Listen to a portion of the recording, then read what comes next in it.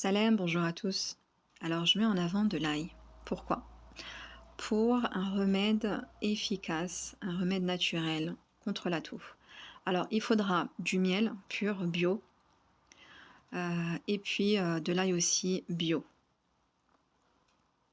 Je vais prendre une gousse d'ail que je vais couper en petits morceaux comme ceci, et je vais retirer le germe qui se trouve au centre de l'ail et qui est indigeste. Il faudra une cuillère à café, donc une cuillère à café en bois ou en plastique, mais pas en métal. Il faudra, ça c'est au contact du miel, il faut une cuillère en bois ou en plastique.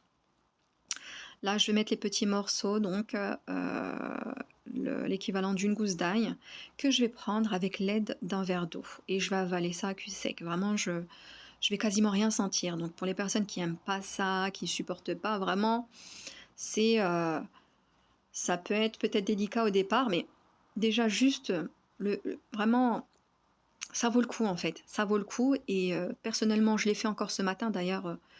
Pour vous dire, je pensais vous partager cette recette depuis quelque temps, des jours ou des semaines. Et là, ce matin, je commençais à tousser et je me suis dit j'allais faire cette recette et je me suis dit bah ça y est, c'est l'occasion de vous la partager. Et là, ça fait quelques minutes que j'ai pris ce que je viens de vous partager et bah, je tousse plus en fait. Je tousse plus.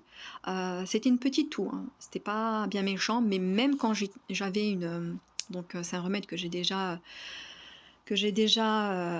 fait et que j'ai partagé à mon entourage et pour tout le monde, hein, que ce soit pour les petits, les grands, ça a été efficace. C'est un antibiotique puissant. Donc il a donc les vitamines C et E. C'est aussi utile contre le diabète, contre, l'hypertension, c'est excellent, vraiment. Une anecdote, donc une personne de mon entourage qui a une hypertension à 18, pour X raisons, elle n'a pas pu aller voir le médecin. Je lui ai conseillé de prendre de l'ail et le lendemain, sa tension est descendue à 15, pour vous dire, hein. C'est vraiment des cas concrets. Et c'est aussi, par contre, faudra faire, par contre, s'il y a une baisse de tension, si la tension est déjà basse voilà, il faut pas prendre de l'ail, c'est logique. Voilà, donc pour ce qui est des contre-indications, oui, il faudra faire aussi attention à si vous prenez donc de l'aspirine ou des coagulants, il faudra espacer la prise entre les deux. C'est-à-dire là, vous prenez l'ail le matin à jeun, l'aspirine, vous prenez le soir, ou vos médicaments anticoagulants.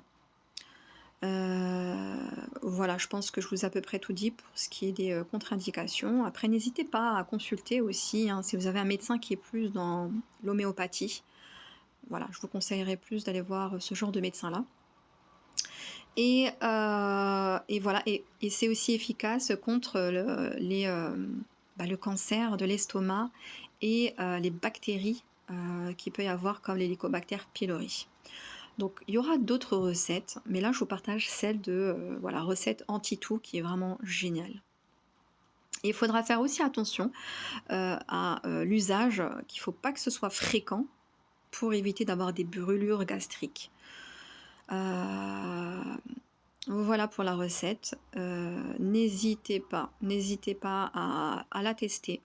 Ça coûte pas grand chose, mais il faut avoir des produits de qualité, hein.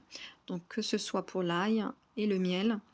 Voilà. Et pour les personnes donc de confession musulmane, la médecine prophétique, je suis dans la médecine prophétique. Ça c'est donc un grand plus pour ce qui est de la médecine prophétique. Ibn Qayyim a dit l'ail est proche de l'oignon, donc l'ail réchauffe, permet la digestion, nettoie la gorge, rhume, le toux, etc. Voilà. Mais cette chaîne, elle est ouverte à toute femme de toute confession, aucun problème. Donc voilà, ça c'est un antibiotique puissant et qui est aussi mis en avant dans notre religion qui est l'islam, pour celles qui le sont. Et voilà, donc j'espère que vous allez la tester, qu'elle va vous soulager, voire être cause de votre guérison.